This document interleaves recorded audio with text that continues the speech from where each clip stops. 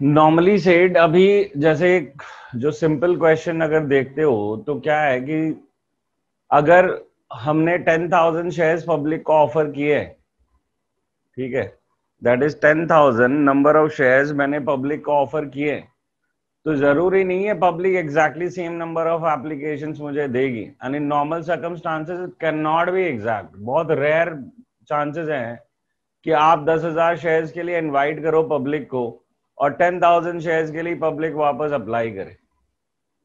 It's simple as a school application कि if you have 100 seats in school, if you offer to the public, तो exactly 100 ही application आएगी, ये possible थोड़ी होता है।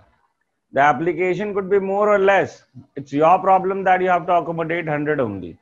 वो एक अलग चीज है ना। तो जो तुम्हारा ये होता है कंपनी फॉर्म ऑफ बिजनेस, उसमें भी यही प्रॉब्लम है, मतलब जो शेयर्स इशू करते हैं उसमें भी यही प्रॉब्लम है कि अगर हमने 10,000 शेयर्स इशू किए हैं तो 10,000 number of shares he exactly application आएगी, ये पॉसिबल नहीं है। या तो ज्यादा होते या कम होते हैं। इसी को हमें समझना है कि इसको हम शॉर्ट आउट कैसे करेंगे, क्योंकि प्रॉब्लम यह है कि जब भी एप्लीकेशन हमें करेगा वो उसके साथ साथ एप्लीकेशन मनी भेजेगा, राइट। सो ज्यादा या कम हम पे जो पैसे आ रहे हैं उसका क्या सोल्यूशन है वो समझना है हमारे को कि द ऑफर्ड शेयर्स और इनवाइटेड शेयर्स, कि हमने certain number of shares offer या इनवाइट किए थे, और अप्लाइड शेयर्स यानी कि पब्लिक ने कितना अप्लाई किया, ठीक है। तो offered number of shares are से 10,000 शेयर्स। कितने शेयर्स हैं? और ध्यान रखना ये बार बार मैं शेयर्स वर्ड यूज कर रहा हूं। शेयर्स का मतलब होगा not money, I am talking about shares, number of shares, ठीक है। वो फिर मल्टीप्लाई होगा अपने जो भी वैल्यू है, 10 रुपया 5 रुपया, उससे मल्टीप्लाई होगा तब जाके ये वैल्यू बनेगी। So right now I am just talking about the shares कि they are 10,000 shares and public has applied for 9,000 shares. क्या है कि 10,000 शेयर्स हैं और पब्लिक कितने के लिए अप्लाई कर रही है? हमें 9,000 शेयर्स के लिए अप्लाई कर रही है। तो इसको हम क्या कहते हैं? This situation is basically called under subscription of shares. क्या कहलाती है situation? This is basically under subscription of shares, कि जितने शेयर हमने ऑफर किए थे उससे कम आए हैं जो एप्लीकेशंस हैं, ठीक है। नाउ इस केस में we don't have option other than to go with 9,000 shares. हमारे पास कोई ऑप्शन है यहाँ पे कि मैंने 10,000 शेयर ऑफर किया और पब्लिक ने दिए 9,000 शेयर्स है, तो मेरे पास कहीं ऑप्शन आता है यहाँ पे कि मैं और कुछ कर पाऊं? The only thing is that I will have to depend on 9,000 shares, और जो भी अकाउंटिंग होगी, जो भी एप्लीकेशन अलॉटमेंट की एंट्रीज होगी, वो 9,000 शेयर्स के पर्सपेक्टिव में होगी, 10,000 के नहीं। सो इन अंडर सब्सक्रिप्शन जितने भी नंबर ऑफ शेयर्स आए, that becomes my the normal number of shares on which I'll receive the money on application allotment calls. तो 10,000 को भूल जाना पड़ता है, सारा का सारा काम किस पे होता है? 9,000 पे होगा। Now let's reverse the case. Reverse the case का मतलब क्या हुआ कि there are 10,000 number of shares offered to the public, और जबकि 15,000 शेयर्स का हमारे पास आ गया ऑफर। हम पे ऑफर कितना आ गया? 15,000 शेयर्स का। So this situation is called what? ये सिचुएशन क्या कहलाएगी? This is over subscription of shares, कि जो शेयर्स का जितने नंबर सब्सक्राइब हुए वो ज्यादा है यहाँ पे। पर हमारी एक और फिर प्रॉब्लम है कि अब अगर हमने कमिट किया है कि हमने 10,000 शेयर्स ही देने और आ 15 गए, ठीक है, कि हमारे को 10,000 नंबर ऑफ शेयर्स देने और आ 15 गए, हम 10,000 से ज्यादा नहीं दे सकते। ये एक प्रॉब्लम है हमारी, ठीक है ना, क्योंकि हमने ऑफर ही 10 किए थे। So in this situation you can't go beyond 10,000. But the problem is that कि आपने supposedly 2323 ये सेम प्रोसेस जो मैं बार बार एक स्टैंडर्ड फॉर्मेट रिपीट कर रहा हूं, आपने इसके रेट में ये 2 रुपए मंगवाए थे कि नहीं मंगवाए थे? आपने एप्लीकेशन तो 2 रुपए का मंगवाया होगा ना 15,000 शेयर्स पे। आपके पास अगर एप्लीकेशन 15,000 की आई है, इसका मतलब होता है कि जिन बंदों ने अप्लाई किया है उन्होंने 15,000 इंटू 2 आपको भेजा होगा। तो now the problem is about the excess. ये जो एक्सेस आ गया आपके पास, ये जो यहां पे आपका एक्सेस आ रहा है, इसका क्या करें? ये जो 5,000 शेयर्स का पैसा मेरे पास एक्स्ट्रा आया है, इसका क्या करना है? सो नाउ दैट सिचुएशन, ये जो ओवर सब्सक्रिप्शन की सिचुएशन है, ये शॉर्ट आउट होती है अभी जो मैं बता रहा हूं उनसे। There are 3 alternatives that can be used, either 3 of them together। कभी 2 इस्तेमाल हो सकती है क्वेश्चन में, कभी एक ही इस्तेमाल हो, पर मैं आपको तीनों ऑल्टरनेटिव यहाँ पे दिखा रहा हूं। और क्वेश्चन में जरूरी नहीं है हरदम तीनों हो, जैसे मैंने कहा इसकी कॉम्बिनेशन चलती है। So what are these 3? So I will take one more table मैं लेके आ रहा हूं, that is applied and allotted. ठीक है, जब ओवर सब्सक्रिप्शन होता है तब इसकी कहानी आती है अप्लाइड और अलॉटेड की, कि they are supposedly some group of share holder जिसको आपने फुल दिया है, से आपने 6,000 शेयर्स को 6,000 शेयर्स दिए। ये शेयर्स में जानबूझ के बार बार आपके लिए लिख रहा हूं, या लिखने की जरूरत है नहीं, कि minded what we are talking about is share still, unless and until ये वाला सारी चीजें इससे मल्टीप्लाई नहीं होती, पैसे की वैल्यू में नहीं आ रहे। ठीक है, सो व्हाट इज दिस, कि हमने कुछ कैटेगरी के लोगों को 6,000 शेयर्स को 6,000 शेयर्स दे दिए, that is full. We have nothing to do with the process how they do this. In normally said this is given to us in question, so we just हम इन्हें लेके चलते, ये वैसे ग्रुप ऑफ पीपल है इनके अंदर, पर हमारे लिए हम ये लेके चलते सपोजिटली ये एक ही इंसान है। ठीक है, कि हमने 6,000 शेयर्स को 6,000 शेयर्स दिए। दूसरा हो गया pro rata. Pro rata word is proportionate, यानी कि हमने रेशियो फॉर्म किए और ग्रुप ऑफ शेयर होल्डर्स को उस रेशियो में दिए। लाइक 7:4 का रेशियो क्रिएट हुआ एंड हमने 7,000 शेयर्स को 4,000 शेयर्स दिए। ठीक है, सो दिस इज बाय बहुत सारी एनालिसिस के बाद ये क्रिएट होता है। So that is none of I concern. हमारे को दिए होंगे इस तरीके से कि जब हमने पूरे नहीं दिए, कुछ कम दिए, that is pro rata to us और that is proportionate to us. Third is reject, कि आउटराइट रिजेक्ट कर दिया हमने 2,000 शेयर्स को, यानी कि 2,000 शेयर्स को हमने निल दिया। So this way we shorted out 15,000 shares की एप्लीकेशन आई थी, जिसको हमने कन्वर्ट करके 10,000 शेयर्स कर लिया। माइंडेड, ये बार बार जो मैं शेयर्स लिख रहा हूं ये तुम्हें बताने के लिए लिख रहा हूं कि ये शेयर्स है, ये सब तुम्हें लिखने नहीं है वर्ड शेयर्स, ये तुम्हारे दिमाग में होने चाहिए कि यहाँ पे वर्ड शेयर्स आ रहा है।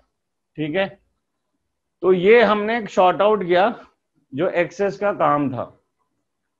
नाउ इस शॉर्ट आउट के बाद क्या सिचुएशन आई है, जो पैसा, हमारी प्रॉब्लम यहाँ पे क्या रही है स्टार्टिंग से, कि ये जो 5,000 इंटू 2 है, 2 क्यों कह रहा हूं, 5,000 इंटू 2 जो है ये एक्स्ट्रा आया है ना मेरे पे एप्लीकेशन मनी का। थोड़ा सा फिर से ध्यान देना, मैं पैसे की जब बात करूं तो you have to go there.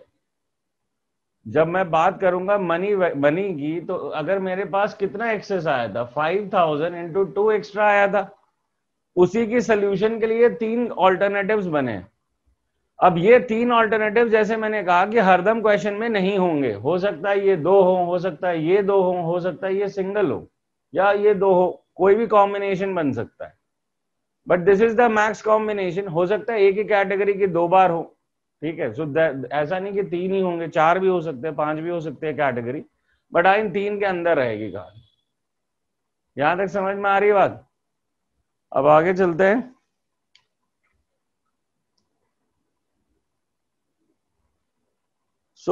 अब कहानी को यह समझना है कि इस फुल वाली जो कैटेगरी है, इसको 6000 शेयर्स अप्लाइड थे, इसको 6000 दिए, तो इनके साथ तो हमारा कोई इशू नहीं है, क्योंकि इन्होंने 6000 इंटू 2 दिए होंगे और हमने 6000 इंटू 2 रखे। तो प्रॉब्लम क्या है, जितना एप्लीकेशन का पैसा दिया था उतना ही रखा है हमने। ठीक है, अब ये दूसरी कैटेगरी है, इसने 7000 इंटू 2 दिया होगा और हमने रखने हैं 4000 इंटू 2, क्योंकि हम 4000 शेयर्स ही अगले को अलॉट कर रहे हैं। तो इस एक्सेस का कुछ तो करोगे, ये जो एक्सेस है इसका कुछ तो करोगे। तो उसी की कहानी को अभी हम समझेंगे यहां से। ठीक है, दैट इज, हमें लिखना होगा, that is excess application money in category 2। कितना एक्स्ट्रा पैसा है कैटेगरी 2 में? जब पैसे की बात करेंगे तो दिस इंटू दिस होना ही होना है, क्योंकि पैसे में कन्वर्ट करना है तो दिस इंटू दिस पे जाना पड़ेगा तुम्हें। तो कितना एक्स्ट्रा इस कैटेगरी का? 3000 शेयर्स 2 की रेट पे मुझे एक्स्ट्रा पैसा दिए होंगे, right? So that is 3000 into 2, that is equal to 6000। और वर्डिंग्स पे ध्यान देना, वो वर्डिंग्स तुम्हें समझ में आनी चाहिए। मैं लिख रहा हूं वहां excess application money in category 2। तो इस कैटेगरी में एक्स्ट्रा एक्सेस एप्लीकेशन मनी कितनी आई है?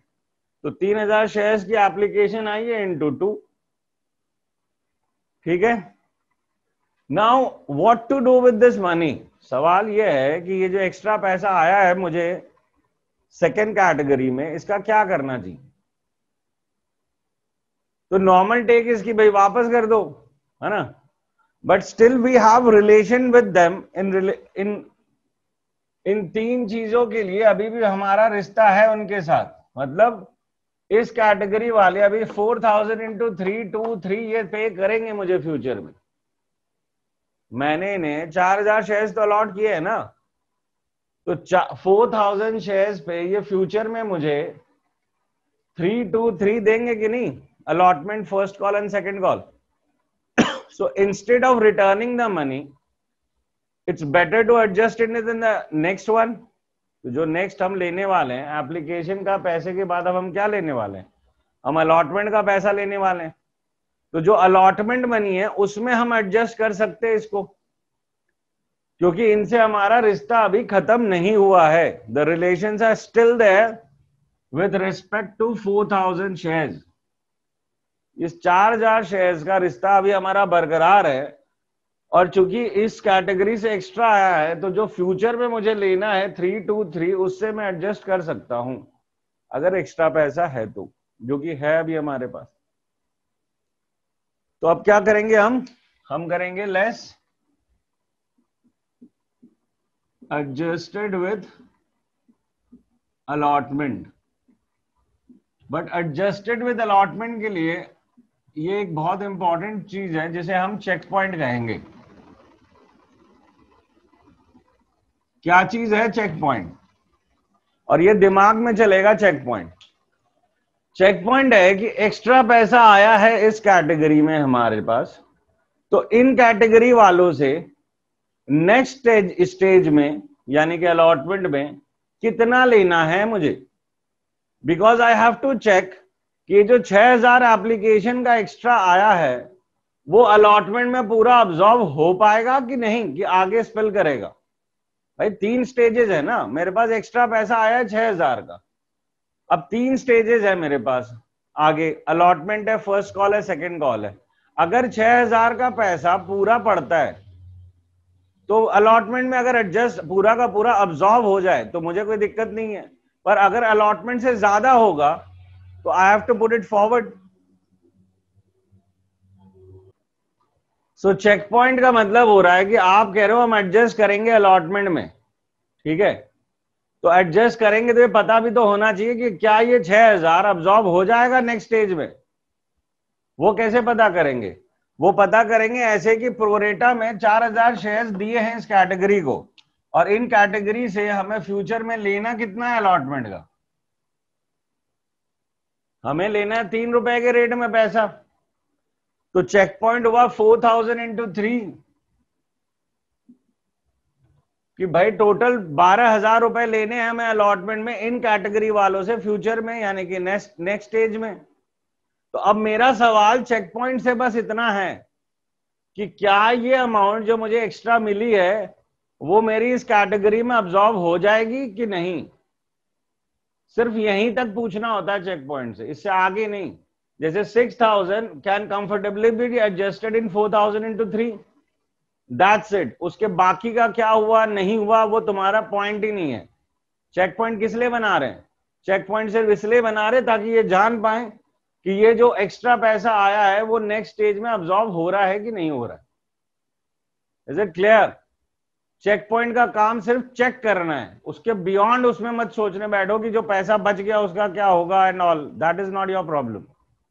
चेक पॉइंट का काम सिर्फ इतना है कि इतना समझ पाए कि क्या ये 6,000 जो मुझे एप्लीकेशन के वक्त इस कैटेगरी से एक्स्ट्रा मिले थे ये अब्सॉर्ब हो जाएंगे अलॉटमेंट में की स्टेज में कि नहीं, और अगर हो गए हैं तो वेल एंड गुड एंड आगे मूव करो और इसके बियॉन्ड सोचना भी मत, and that's it, it's over.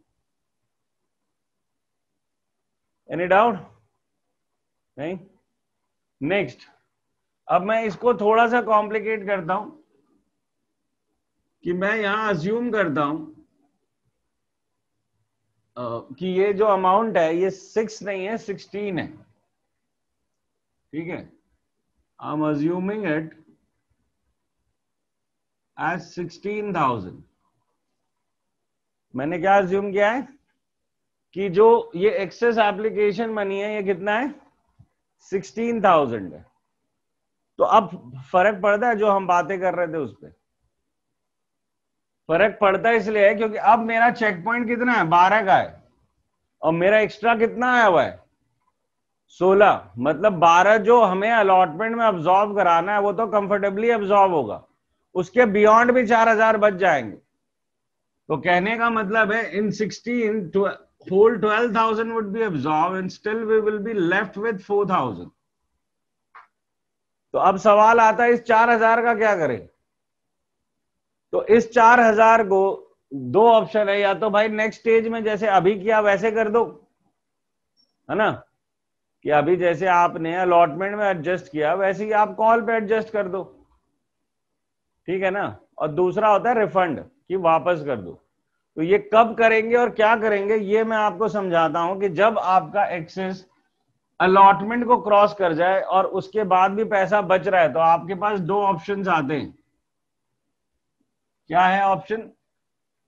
पहला, if question specifies to adjust with calls adjust similarly,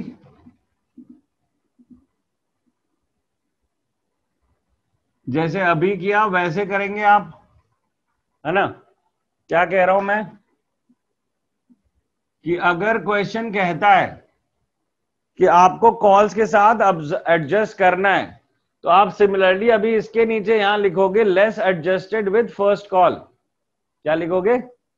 less adjusted with, allotment लिखा था ना आपने यहां, अब लिखोगे less adjusted with first call. फिर चेक करोगे 4,000 इंटू 2 8,000, ये आपका चेक पॉइंट है, ठीक है। और चूंकि 4,000 आपके इस चेक पॉइंट में अब्सॉर्ब हो जाते हैं, आप 4,000 रुपए को अलॉट फर्स्ट कॉल में अब्सॉर्ब करके आगे बढ़ जाओगे। कहानी सेम तरीके से रिपीट होगी जब फर्स्ट कॉल में अब्सॉर्ब कराना है, जैसे हमने अलॉटमेंट में करी थी, कि हम इसके नीचे लिखेंगे less adjusted with first call, फिर चेक पॉइंट बनाएंगे फर्स्ट कॉल के लिए, तो फर्स्ट कॉल का चेक पॉइंट होगा 4,000 इंटू 2 दैट इज 8,000। सो 4,000 can comfortably be absorbed in 8,000। सो हम फर्स्ट कॉल में 4,000 अब्सॉर्ब करके आगे बढ़ जाएंगे, सेम एज जो एडजस्टमेंट विद अलॉटमेंट देखा हमने।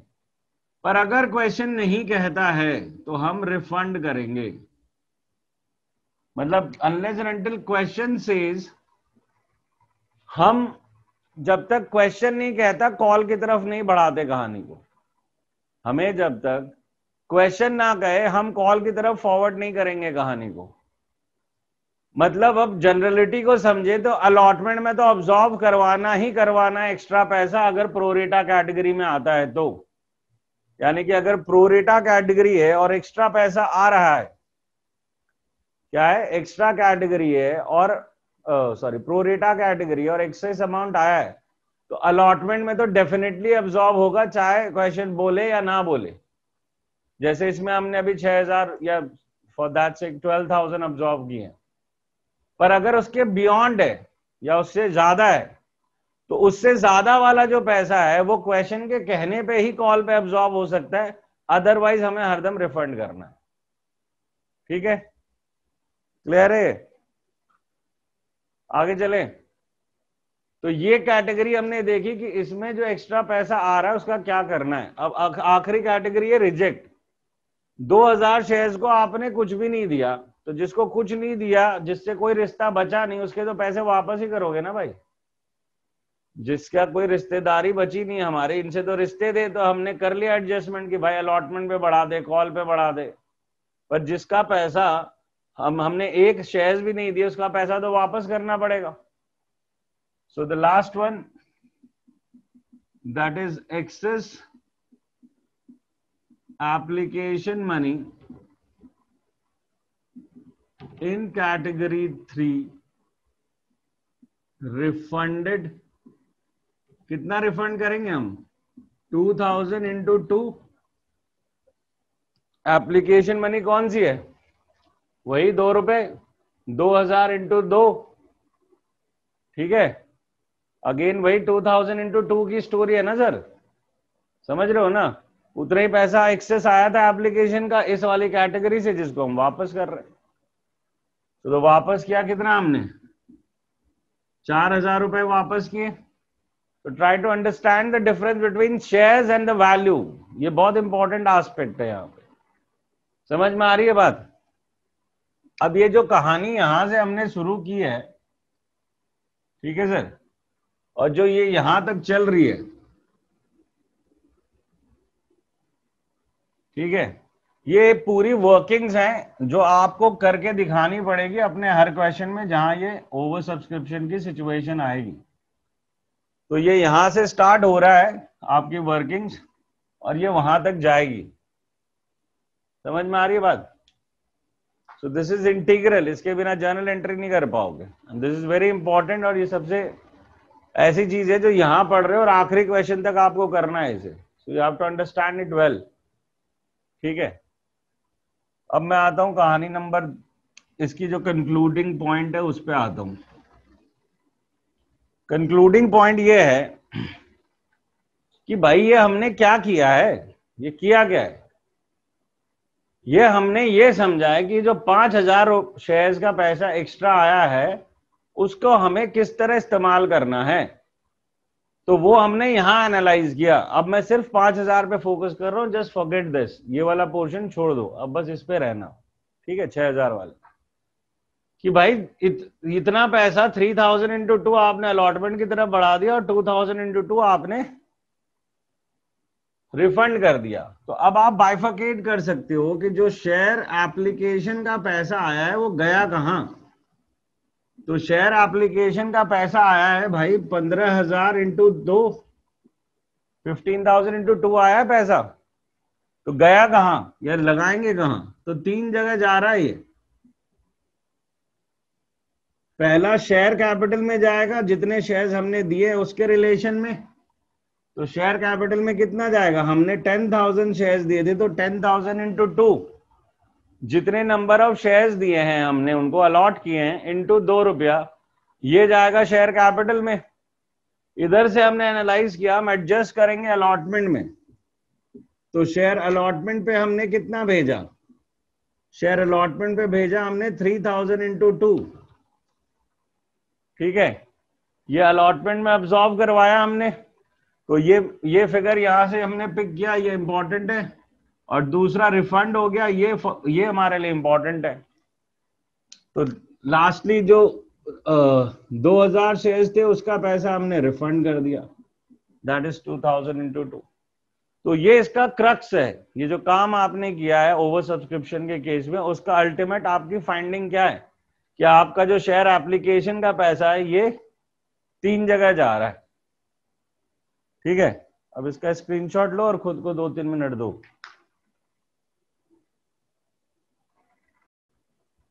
तो ये तो अभी जो हमने अभी तक किया है वो है उसकी वर्किंग, है ना, ये तो वर्किंग का पार्ट हुआ ना। अभी तो जर्नल एंट्री पे इम्पैक्ट हमने देखा नहीं कि what would be the effect of on journal entry of these working. तो लेट्स सी कि अब जर्नल एंट्रीज हम क्या करें इसमें। सो अब फर्स्ट एंट्री रिमेन स्टैटिक, वो तो वही है। क्या थी एंट्री हमारी? Bank account debit to share application. I'm avoiding the word equity right now, but wherever required in the question, if the question uses the word equity, you'll have to use the word equity. So bank account debit to share application, ये entry कितने की होगी? This entry would be 10,000. 15,000 into 3 2, that is 30,000. ये पहली entry है और इस entry का मतलब तुम्हें पता होना चाहिए कि क्या कर रहे हो। आप पास कर रहे हो एक जर्नल एंट्री जिसमें आप ये लिख रहे हो कि एप्लीकेशन का पैसा कितना आया। आप एंट्री के मतलब को समझो, ठीक है, कि एप्लीकेशन का पैसा कितना आया, ये है फर्स्ट एंट्री में। तो एप्लीकेशन तो 15,000 की आई थी ना, राइट, और 2 into 2 के रेट पे आई। अब सवाल आता है जो पैसा आया गया कहां, दैट इज यूजर्स जिसे हम कहेंगे, जो कि हमने एक्चुअली जो सेकंड एंट्री हम पास कर रहे हैं उसी के लिए सारी वर्किंग हमने करी थी। जो जितना अभी काम करा हमने वो इस सेकंड एंट्री के लिए कर रहे हैं। So the normal entry is what? The normal entry is share application account debit to share capital. ये तो नॉर्मल जर्नल एंट्री थी, पर पहले जो पैसा आता था वो सिर्फ कैपिटल के लिए आया हुआ था। अब तो और चीजों के लिए भी है, जैसे हमने यूजर्स को अभी बाइफरकेट किया था कि हमने वर्किंग से समझा कि टू शेयर अलॉटमेंट के लिए भी आ रहा है, पैसा वापस भी कर रहे तो टू बैंक भी होगा, एंड इन केस कॉल्स के लिए होता है तो उसके लिए हमें word calls in advance use करना है, जो पैसा हमने एक्स्ट्रा कॉल में मिला है। फिलहाल just remove this, don't listen to this. ये अभी जो कॉल्स इन एडवांस लिखा है सिर्फ भी भूल जाओ, अभी पुरानी एडजस्टमेंट पे रहते हैं। कभी भी ये पहले मत लिखना। पहले शेयर कैपिटल कितना होगा? शेयर कैपिटल होगा 10,000 into 2, क्योंकि इतना ही पैसा रख सकते हैं हम। शेयर अलॉटमेंट में कितना होगा जो हमने एडजस्टमेंट में उधर निकाला? That is 3,000 into 2, that is 6,000। या आप एडजस्टमेंट से सीधा लेके आते हो, this is direct from the adjustment, ठीक है। और जो बैंक में है वो कितना जाएगा जो रिफंड किया आपने? This is again from the direct from your workings, जो आपने अभी वर्किंग्स करी है वहां से डायरेक्ट ला रहे हो। After putting this from working and this amount directly, you have to check whether this is equal to this or not। ये हरदम आपको चेक करना है, इसीलिए मैंने कहा ये पहले नहीं होगा। इनमें से कभी भी कोई बैलेंसिंग फिगर नहीं आएगा, आपको हरदम एक एक अकाउंट का फिगर खुद वेरीफाई करना है, क्योंकि यहां गलत हो गए तो लास्ट तक गलत जाओगे। So never ever this should, इनमें से एक भी फिगर बैलेंसिंग फिगर नहीं लेना है तुम्हारे को, क्योंकि हमें पता है कि यही 30 उधर के यहां आएगा इन नॉर्मल सर्कमस्टांसेस, ठीक है। तो ये कभी नहीं करना है कि इनमें से हमने बैलेंसिंग, इस सब की वेरिफिकेशन होनी चाहिए हमारे पास।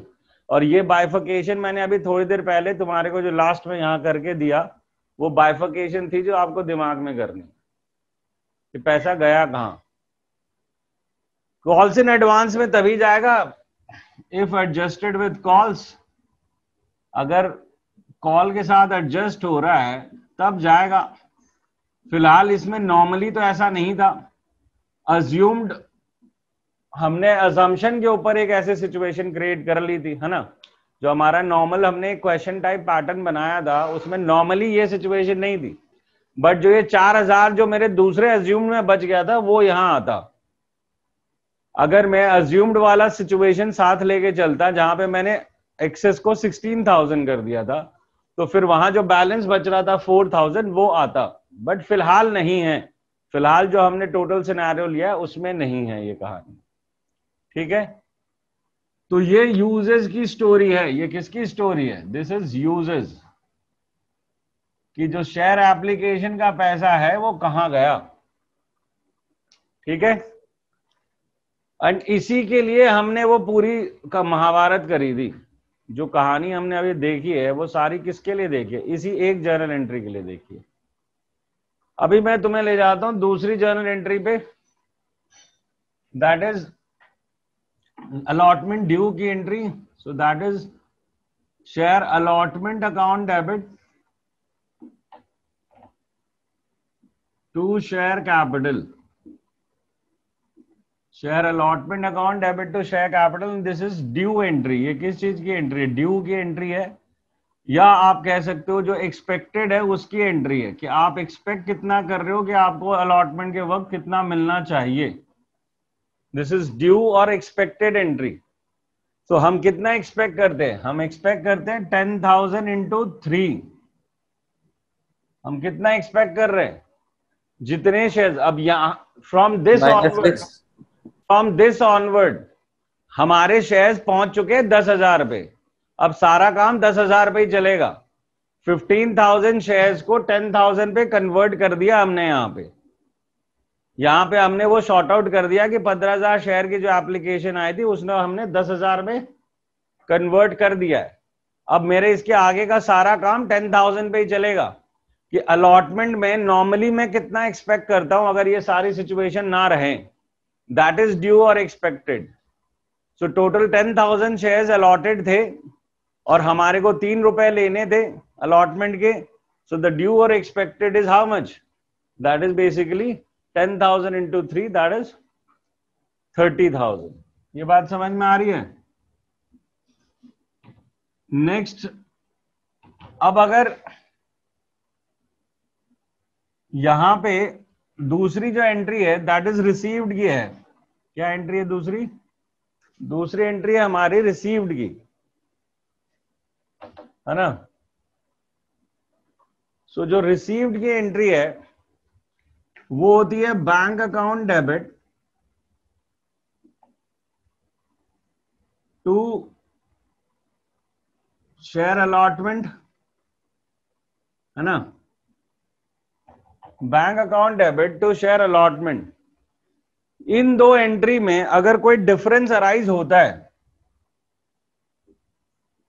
इन दो एंट्री में अगर कोई डिफरेंस अराइज होता है, कौन सी दो एंट्री? ड्यू और एक्सपेक्टेड, एंड जो एक्चुअली रिसीव होती है, जो एक्चुअली रिसीव्ड है आपको। ठीक है, यानी कि जो आप एक्सपेक्ट कर रहे हो नॉर्मली इस कैटेगरी से और आपको जो मिलेगा, इसके बीच में दो बातों का डिफरेंस हो सकता है। या तो कॉल्स इन अरियर्स, कि किसी ने पैसा नहीं दिया, या कॉल्स इन एडवांस, कि किसी ने पैसा पहले दे दिया। जरूरी नहीं है वर्ड कॉल्स इन एडवांस का मतलब जो है हम यहाँ पे जैसे इस यहाँ पे एनालाइज कर रहे हैं, इसका सिंपल मतलब होता है कि अगर हमें कैटेगरी का पैसा पहले मिल गया हो। सिर्फ अलॉटमेंट के वक्त हम ये अकाउंट यूज नहीं करते कॉल्स इन एडवांस अकाउंट, उसमें हम अलॉटमेंट अकाउंट पे ही काम चलाते। जैसे इसका एडवांस है ना, ये यहाँ जो हमने शेयर अलॉटमेंट लिखा है ये क्या चीज है? ये जो शेयर अलॉटमेंट हमने लिखा है ये भी तो एडवांस ही है। ये एडवांस नहीं है क्या? बट हम अलॉटमेंट के लिए कॉल्स इन एडवांस का वर्ड यूज नहीं करते हैं। अलॉटमेंट के एडवांस के लिए हम शेयर अलॉटमेंट ही इस्तेमाल करते हैं, क्योंकि वो इमीडिएटली अभी ही खत्म हो जाएगा। कॉल्स में देर हो सकती है, कॉल्स में टाइम है आगे, इसीलिए हम उसको एक अलग अकाउंट में मेंटेन करते हैं जिसे कॉल्स इन एडवांस कहते हैं। So the calls in advance account is used only for calls. But इसका मीनिंग क्या है? इसका मीनिंग है कि पैसा हमारे को नहीं मिला है, या सॉरी पैसा हमें पहले मिल गया। तो आपके ड्यू और एक्सपेक्टेड और आपके एक्चुअली रिसीव्ड के बीच में सिर्फ दो बातों का डिफरेंस हो सकता है। या तो कॉल्स इन अरियर मतलब किसी ने पैसा नहीं दिया है, या कॉल्स इन एडवांस कि किसी ने पैसा पहले दे दिया है। अब इन दो में से कोई सिचुएशन है अपने साथ? Calls in advance. ये एडवांस वाली है ऊपर जो दिख रही है ना। अरियर तो है ही नहीं ना, अभी तो कोई दे नहीं रहा, ऐसा तो कहीं लिखा नहीं है। तो बेसिकली हमें 30,000 मिलने थे और हम इस एंट्री से उठा के लाएंगे, ये 6,000 अलॉटमेंट के मिल चुके हैं हमें। इस एंट्री से लेके आना है कि 6,000 मिल चुके हैं मुझे। तो मुझे जो नेट अमाउंट मिल रहा है वो कितना मिल रहा है, मुझे अब 24,000 मिल रहा है। एंड दैट्स क्वाइट लॉजिकल कि एप्लीकेशन के वक्त मुझे 6,000 मिल गए थे, तो अब इस 30 में से 6 तो मिलेंगे नहीं, तो 24 ही मिलेंगे, राइट? समझ में आ रही है बात? नाउ